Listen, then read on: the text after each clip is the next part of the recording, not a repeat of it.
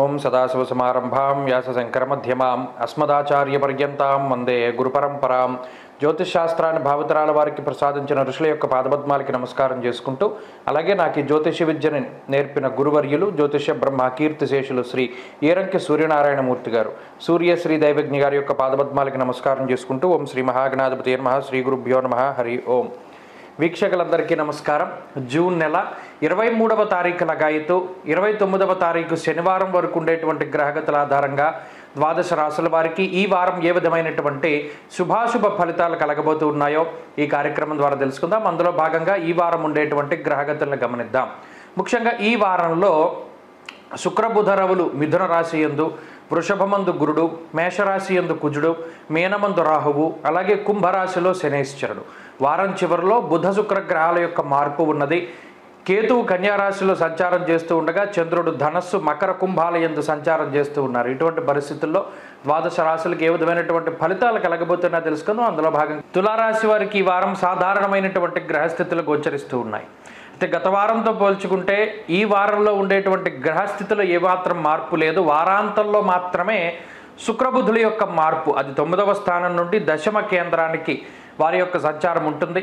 అయినప్పటికీ ఈ వారంలో ఉండేటువంటి గ్రహస్థితి ఈ రాశి వారికి కొంత ప్రశాంతతని చేకూరుస్తూ ఉంటుంది.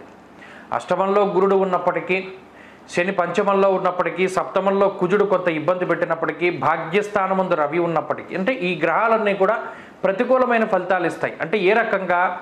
ఒకటి, మానసికమైనటువంటి సంఘర్షణ. ఇక్కడ ఇబ్బంది అని చెప్పడం లేదు, సంఘర్షణ. ఏ నిర్ణయం ఏ సమయానికి తీసుకోవాలి, ఏ దారిలో ముందుకు వెళ్ళాలి, ఎవరిని నమ్మాలి, ఏది మనం ముందుగా ప్రారంభం చేయాలి, ఇటువంటి వాటిపైన కొంత సందిగ్ధత అనేటువంటిది ఎక్కువగా ఉంటుంది. క్లారిటీ ఆఫ్ థాట్ అనేటువంటిది చాలా తక్కువగా ఉంటుంది.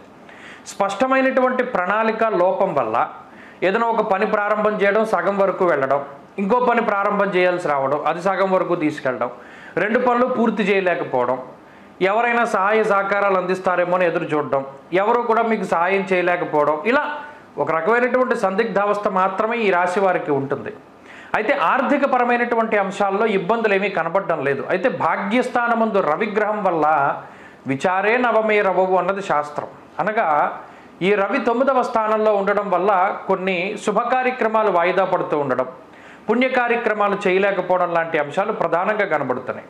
ఇక షష్ఠరాహు యొక్క స్థితిగతుల వల్ల ఎప్పుడూ ఆరోగ్య సమస్యలు రావు. ఒకవేళ వచ్చినా కూడా ఈ వెన్నుపాముకు సంబంధించిన సమస్యలు కానీ, గ్యాస్ట్రిక్ సమస్యలు కానీ, స్కిన్ ప్రాబ్లమ్స్, ఇటువంటి పరిస్థితుల వల్ల కొంత బాధపడినా కూడా త్వరితగతిన వాటి నుండి బయటపడడానికి అవకాశాలు ఉంటాయి. కోపం పెరుగుతూ ఉంటుంది, దాన్ని కంట్రోల్ చేసుకోవాలి.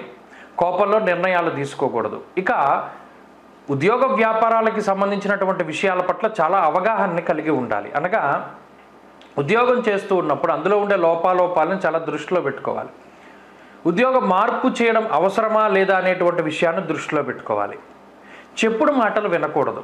మీ స్వశక్తినే నమ్ముకోవాలి తప్పితే ఎవరిని నమ్ముకోకూడదు. ఈ విషయాలను ఈ వారం తులారాశి వారు జాగ్రత్తగా గుర్తుపెట్టుకుంటే మంచి ఫలితాలు సాధించగలుగుతారు.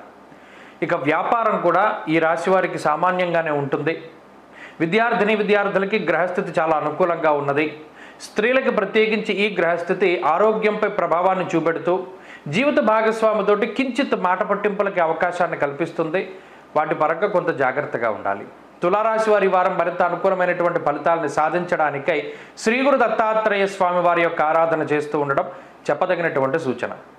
ఈ వారంలో కలిసి వచ్చేటువంటి రోజు ఆదివారంగా చెప్పవచ్చును. అదృష్ట సంఖ్య 4, అదృష్ట వర్ణము పొగరంగు అనగా గ్రే కలర్. తదుపరి వృశ్చిక రాశి.